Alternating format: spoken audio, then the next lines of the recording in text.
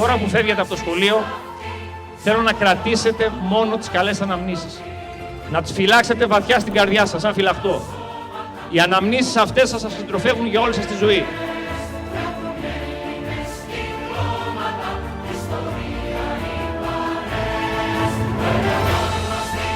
Απόλλωνα, Θεέ του ήλιου και της ιδέας του φωτός, στείλε τις ακτίνες σου και άναψε την ιερή δάδα για τη φιλόξενη πόλη της Λίνδο.